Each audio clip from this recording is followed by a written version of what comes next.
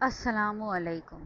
آج ہم اردو قواعد کے حصہ سوم دال میں اسم موصول کو سمجھیں گے۔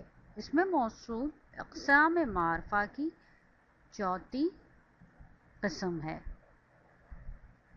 وہ ناتمام الفاظ جس کا مطلب پورے جملے کے بغیر سمجھ میں نہ آئے، جیسے گفتگو اور بات چیت میں جب بعض اوقات ایسے الفاظ آ جاتے ہیں جب تک ان کے ساتھ ایک جملہ ملایا نہ جائے وہ معنی نہیں دیتے، نہ ان کی وضاحت ہوتی ہے۔ اس قسم کے الفاظ کو ہم موصول کہتے ہیں۔ اب مثال کے طور پہ ایسے الفاظ جو ہیں جو، جن، جو کوئی، جنہیں، جو کچھ وغیرہ۔ یعنی کہ مثال میں چند ہم نے مثالیں دیکھ کے آپ کو سمجھایا کہ ایسے الفاظ جب تک ان کے ساتھ کوئی جملہ لکھا نہ جائے یہ اپنے اکیلے کوئی معنی نہیں دیتے، بالکل ادھورے سمجھے جاتے ہیں۔ اب نیچے کی میں جملے دیکھیے، جس کا کام اسی کو سانچے۔ اب اس میں کیا ہے؟ جس کا، جس کا کیا ہے؟ اس میں موصول ہے، یعنی کہ اگر یہ جس کا کام اسی کو سانچے، یعنی کہ اگر خالی جس کا لے لیا جائے تو اس کا اپنا کوئی مفہوم نہیں جب تک کہ اس کے آگے پورا مکمل جملہ نہ بنایا جائے، نہ لکھا جائے۔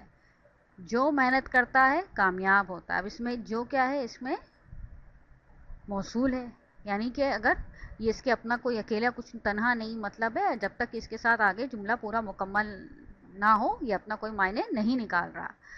جنہوں نے علم حاصل کیا انہوں نے دنیا میں عزت کمائی۔ اب اس میں کیا ہے؟ جنہوں نے، یعنی کہ جنہوں نے کیا ہے؟ اس میں موصول ہے، یعنی کہ اگر اس کے بغیر خالی اس لفظ کا کوئی اپنے اکیلے معنی نہیں جب تک اس کے ساتھ آگے جملے لکھا نہ جائے بلکہ مکمل نہیں کیا جائے، اپنے ساتھ کوئی معنی نہیں، اپنی کوئی میننگ نہیں دیتا۔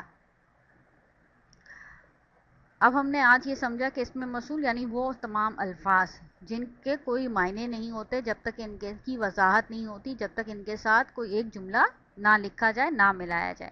اب جیسے کہ جس کا اپنا کوئی نہیں تھا، جس کا یعنی کام، کس کا طرف ہے؟ جس کا کام۔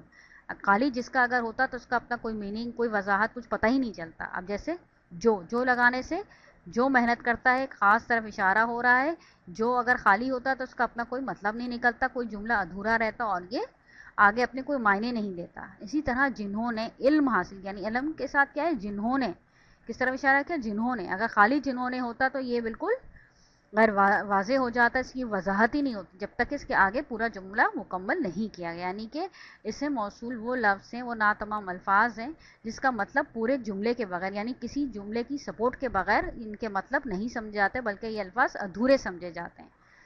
امید ہے آج کا سبق آپ کو سمجھ میں آ گیا ہوگا۔